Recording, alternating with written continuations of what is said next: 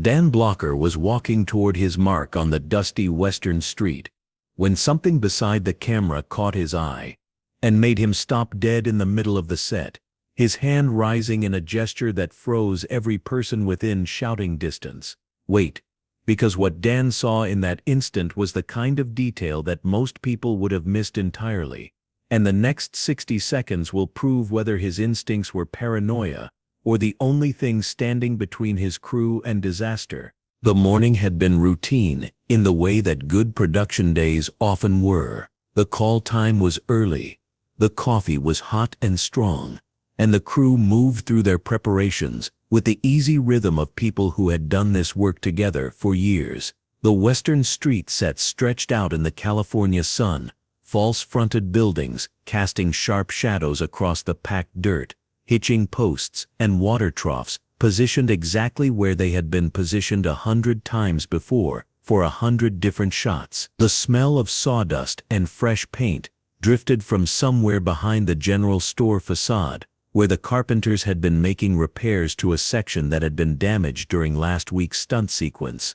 Everything felt normal, everything felt safe, and that was exactly what made what happened next so jarring. Dan had arrived on set in good spirits, greeting the crew members by name. As he made his way to the wardrobe trailer, there was something about these early hours that he genuinely loved, the sense of a day full of possibilities stretching out ahead, the camaraderie of people working together towards something that would eventually flicker into living rooms across the country and become part of families' weekly routines. He joked with the makeup artist about the gray showing at his temples, traded friendly insults with one of the stuntmen about a poker game they had played the week before, and generally made himself the kind of presence that lifted everyone's mood and set the tone for the hours ahead. The scene they were shooting that day was a confrontation in the street, the kind of showdown that Western audiences had come to expect and love. Dan's character would face down a hired gunman, exchange words that crackled with tension, and ultimately prevail in a brief but decisive gunfight. It was the sort of scene that required precise choreography, careful camera work, and above all, absolute confidence in the props that would make the fictional violence look real, without ever becoming actually dangerous. Write in the comments, where are you listening to this story from? And what time is it right now? Because what happened next is the kind of story that never appeared in the press releases or the behind-the-scenes features, but it tells you everything you need to know about the difference between an actor who shows up and does his job and a man who takes responsibility for everyone around him. The production had 3 hours and 15 minutes of shooting left before they would lose the optimal afternoon light. The assistant director had been running through the schedule with the efficiency of a man who knew exactly how much every minute cost and was determined not to waste a single one. The director had already blocked the scene twice, adjusting the positions of the actors and the angles of the cameras until everything was exactly where it needed to be, walking the actors through their movements step by step so that every gesture, every glance, every shift of weight would be captured precisely as he envisioned it. All that remained was to roll film and capture the magic that would eventually become a few minutes of entertainment for millions of viewers who would never know how many hours of preparation went into those brief moments. Dan walked through the blocking one more time, his boots raising small clouds of dust as he moved to his starting position near the general store facade. The wooden boards of the porch creaked slightly under his weight, a sound that the microphones would not pick up, but that grounded him in the physical reality of the set. The actor playing the gunman was already in place at the far end of the street, a young man with sharp features and the nervous energy of someone who knew this scene could make or break his career in the industry he had been fighting to break into for years. The extras had been positioned along the boardwalks and in the doorways, ready to react with appropriate shock and fear when the confrontation erupted into the violence that audiences expected. Everything was perfect. Everything was ready. And then Dan stopped. Look at what happened in this moment. His right foot was already lifting for the next step, his weight shifting forward, his mind running through the lines he would deliver in just a few minutes. But something in his peripheral vision snagged his attention, pulled it sideways toward the camera equipment at the edge of the shooting area, and what he saw there made his whole body go still. The prop master was standing beside a folding table that held the weapons for the scene. Revolvers laid out in neat rows, their polished metal gleaming in the afternoon sun. Rifle leaning against the table leg at a careful angle. Ammunition boxes stacked at the corner, each one labeled and cataloged according to the meticulous system that Charlie had developed over his decades in the business. It was a setup that Dan had seen countless times before, the ordinary tools of their particular trade, arranged with the professional care that separated amateurs from people who took their responsibilities seriously. But there was something wrong, something that did not fit the pattern his experienced eye had learned to expect, something that nagged at his attention like a splinter buried just beneath the skin. Notice the weight of what Dan was processing in this fraction of a second. He had been working on Western productions for years. He had handled prop weapons hundreds of times, had seen them loaded with blank cartridges, had watched the prop masters go through their safety checks before every single scene that involved a gunshot. He knew what these weapons were supposed to look like. He knew how they were supposed to be handled. And something about what he was seeing right now was setting off alarms in the deepest part of his brain. "Hold," Dan said. His voice was not loud, but it carried across the set with the unmistakable authority of someone who expected to be obeyed. "Everybody hold." The assistant director looked up from his clipboard, confusion clear on his face. The director stepped back from behind the camera, his expression shifting from focused concentration to irritated surprise. The crew members who had been making final adjustments froze in place, tools still in hand, eyes turning toward the big man who had just brought their carefully planned schedule to a grinding halt. "Dan?" The director's voice carried a note of impatience that he was clearly trying to suppress. "We're ready to roll." "What's the problem?" 2 hours and 55 minutes of shooting light remained. Every second of delay cost money, cost momentum, cost the kind of focused energy that made the difference between a good take and a great one. The director was already calculating, already wondering how much of the day's schedule could be salvaged if whatever this interruption was could be resolved quickly. But Dan was not looking at the director. He was walking toward the prop table, his stride purposeful and unhurried, his eyes fixed on something that only he seemed to have noticed. The prop master, a veteran named Charlie, who had been doing this work since before Dan was born, looked up with a mixture of curiosity and concern. "Charlie," Dan said, stopping a few feet from the table. His voice was calm but serious, the voice of a man who was about to ask a question and was very interested in the answer. "That revolver on the end, the one with the darker grip, when did you check it?" Charlie's expression shifted, a flicker of something that might have been defensiveness or might have been genuine uncertainty, same as all of them. "This morning before we started setting up, every weapon on this table has been inspected and cleared. Check it again." It was not a request. The tone made that absolutely clear. Charlie looked at Dan for a long moment, then reached for the revolver in question.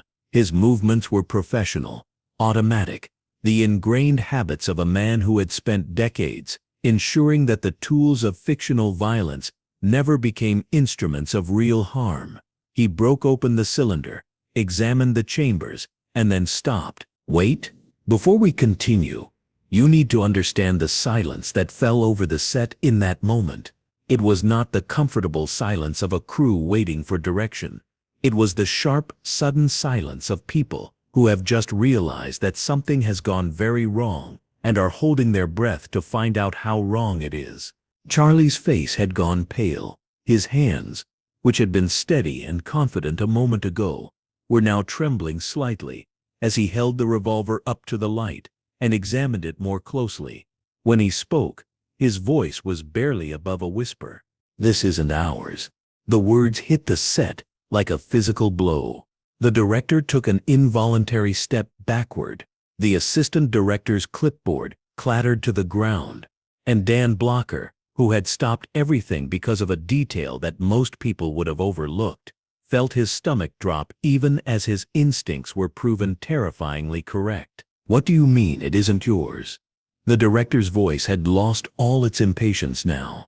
In its place was something that sounded very much like fear. Listen to what Charlie said next, and understand the weight of every word. "This revolver is not from our prop inventory. The grips are wrong. The finish is different. And these," he held up the cylinder so everyone could see, "these are not blanks. These are live rounds." 2 hours and 40 minutes of shooting light remained, but nobody was thinking about the schedule anymore. The set exploded into controlled chaos.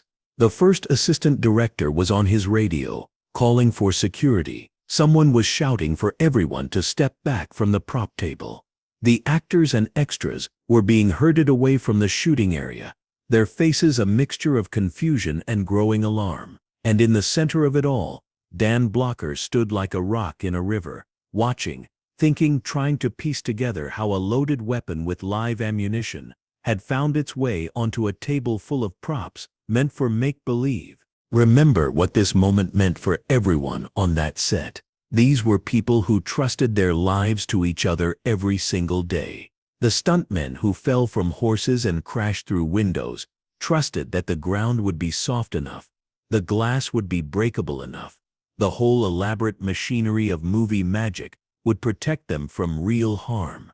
The actors who pointed prop guns at each other and pulled triggers trusted that nothing would come out of those barrels except noise and light. That trust was the foundation everything else was built on, and someone had just taken a sledgehammer to it.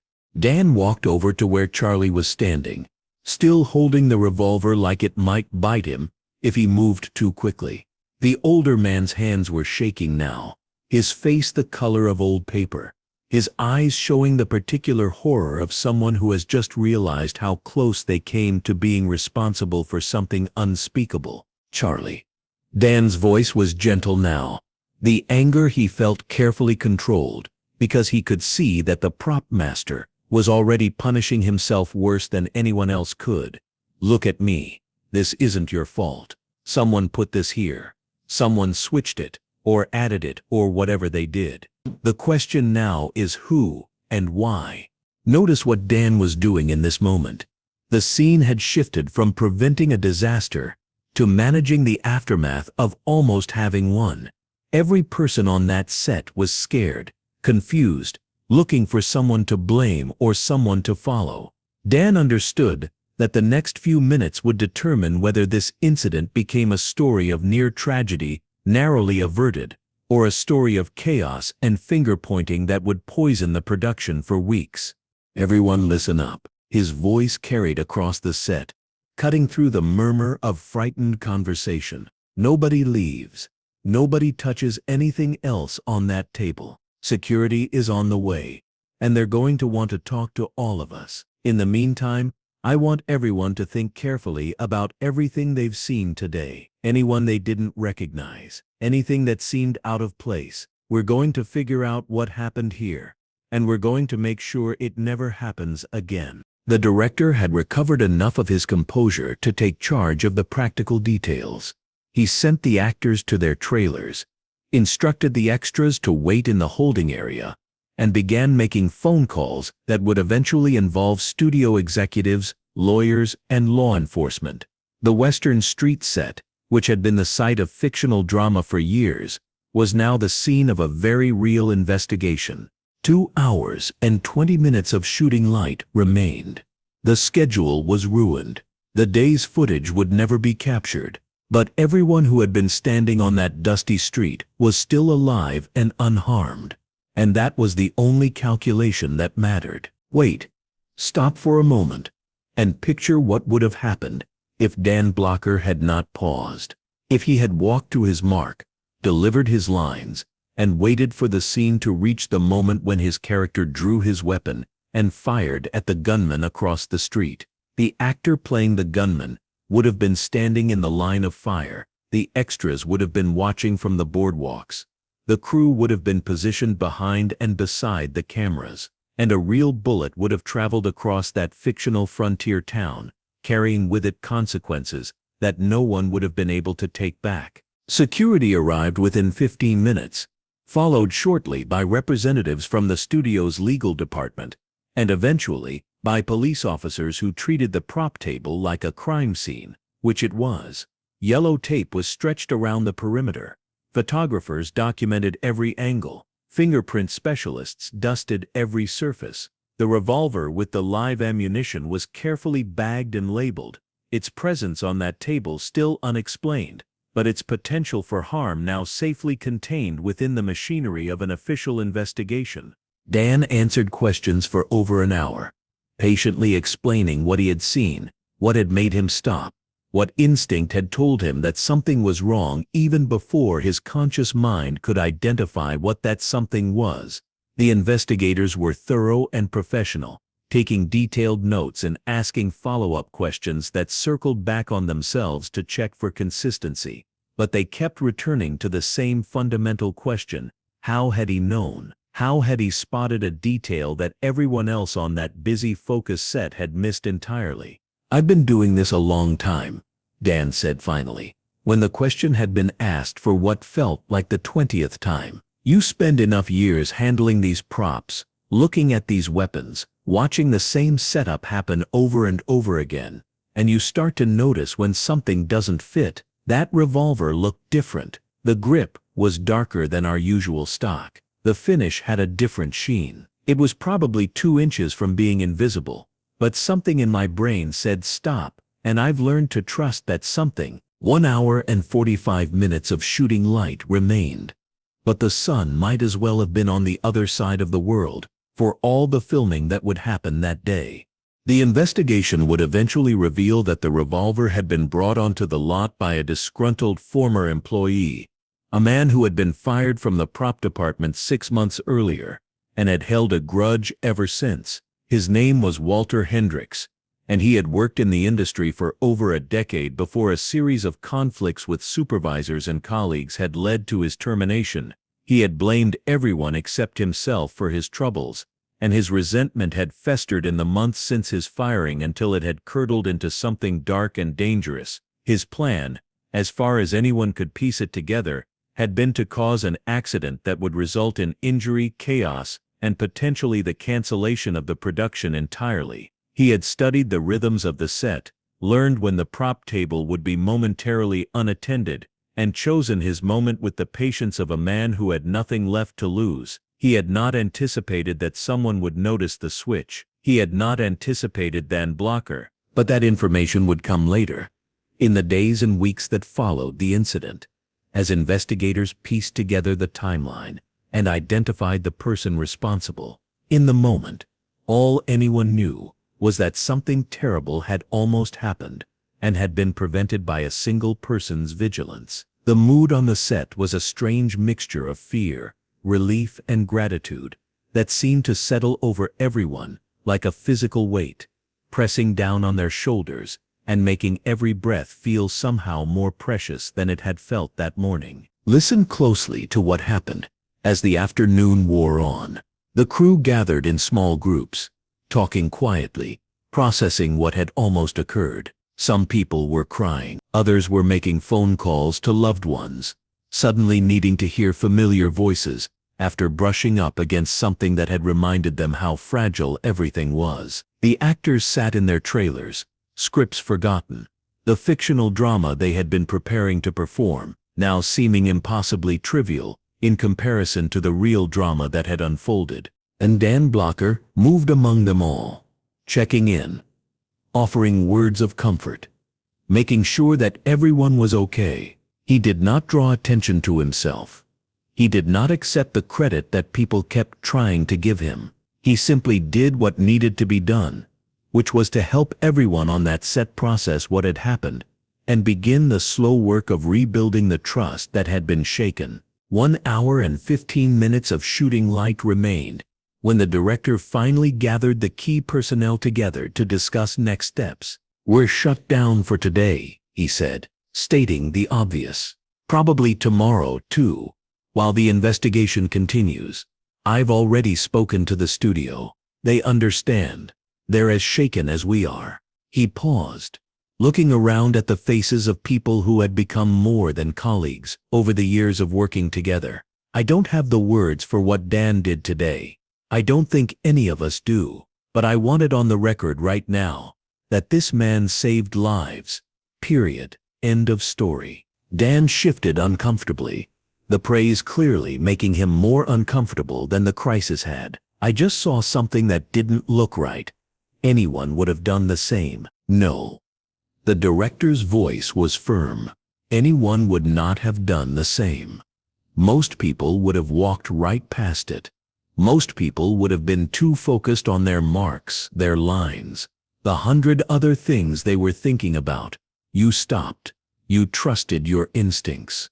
And because of that, we're all standing here talking about what almost happened instead of dealing with what did happen. Notice the effect these words had on the people listening. There is a particular kind of relief that comes after a brush with disaster, a loosening of tension that sometimes expresses itself in tears or laughter or simply the need to stand close to other people and feel the reality of their continued existence. That relief was moving through the assembled crew now, expressing itself in nods of agreement, in murmured words of gratitude, in the simple human need to acknowledge that something important had just been recognized. The sun was low in the sky now.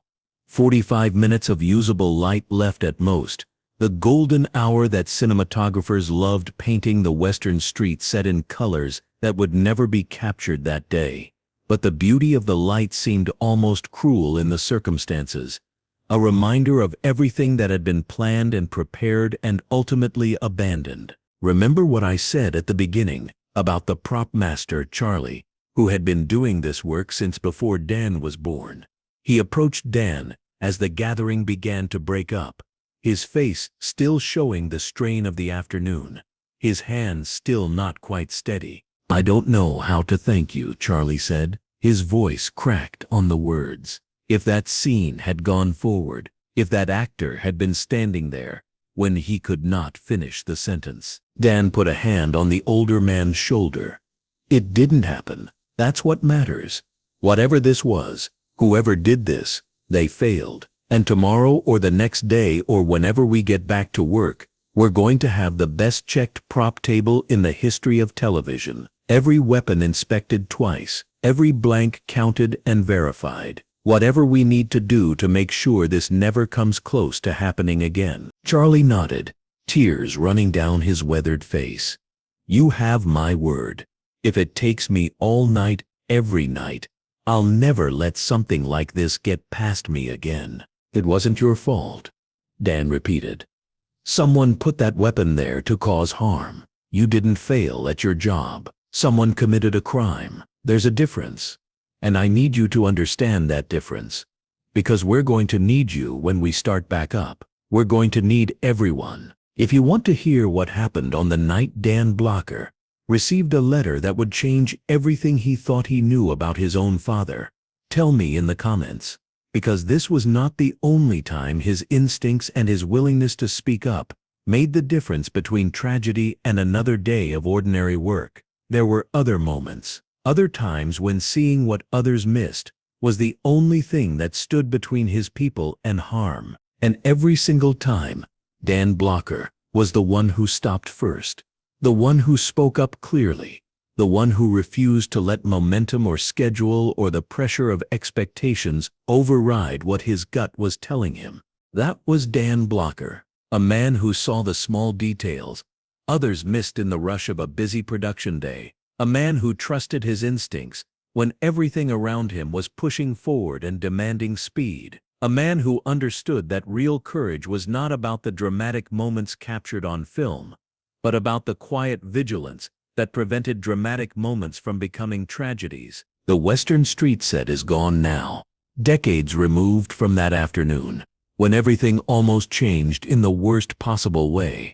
The buildings have been torn down and rebuilt for different shows, different stories, different dreams of the frontier that never quite existed the way we imagine it.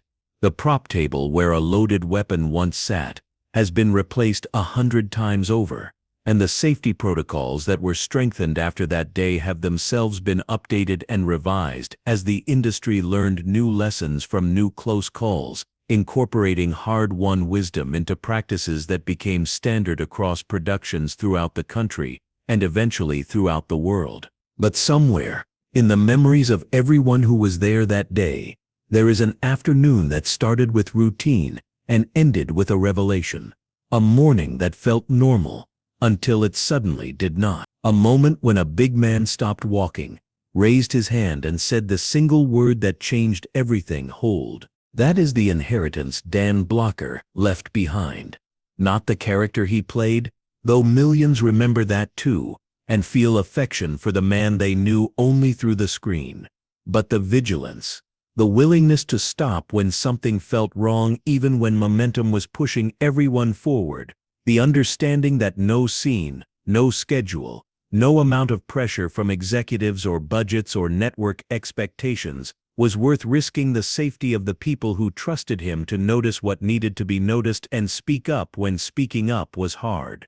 And maybe that is enough. And maybe that is everything that truly matters when the cameras stop rolling and the lights go down, and all that remains is the truth of who we were when being vigilant was the only thing standing between an ordinary day and an unthinkable disaster that would have haunted everyone involved for the rest of their lives.